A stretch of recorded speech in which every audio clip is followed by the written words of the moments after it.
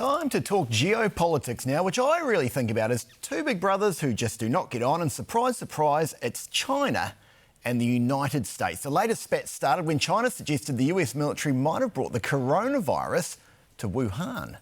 Here to dissect what this means for us at home is foreign policy expert Professor Robert Patman from the University of Otago. Good morning, Robert. Thank you for getting up very early. Oh, you're welcome. What does this mean for us at home, sitting at the bottom of the world? Quite a lot. We have very good trade relations with both countries, and they are the two most powerful countries. They are the two most powerful states in the world. So, what we've seen with the coronavirus is that we live in an interdependent world where we have problems that don't recognise borders, and I'm afraid geography is no protection. And in light of your question, yes, we will be affected by the troubles which have beset both the US and China, as well as the global problems we're witnessing at the moment. The State Department calls in the Chinese ambassadors and gives them a grilling, a telling off. Is this just like in the history of these two countries, is this a minor spat, like a punch in the arm, or is this a bit more serious? I don't think it's too serious. I think both governments are feeling under pressure because of the coronavirus development. It should be recalled that Xi Jinping's government was quite slow.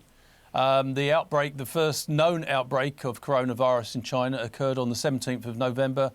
China didn't officially concede they had a problem to the 20th of December, a month later. On Mr. Trump's part, he's feeling a little bit defensive over the coronavirus as well, because he spent the first 2 months in the early part of this year denying there was a problem before belatedly announcing a state of emergency this week. So I think both of them are finger-pointing it as a bit of a deflection tactic, but they are both facing this problem. OK. Could this possibly bring them together? You talked about the interdependence that the coronavirus, like it's a global problem and countries need to work together. Could somehow, in some strange way, coronavirus could bring these two countries closer? Well, I think it could. Both of them have a vested interest in getting on top of this problem as quickly as possible.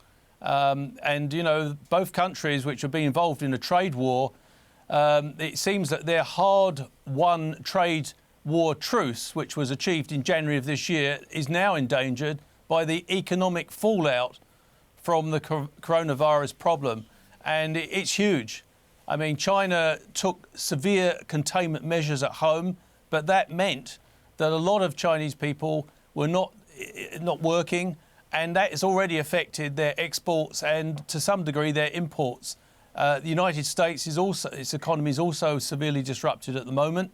It's likely to be even more disrupted in the near future. So, yes, what we are witnessing here is a big incentive for countries to cooperate as much as they can out of self-interest in order to get over this hump and get the global economy going again. At the moment, we seem to be facing a global recession.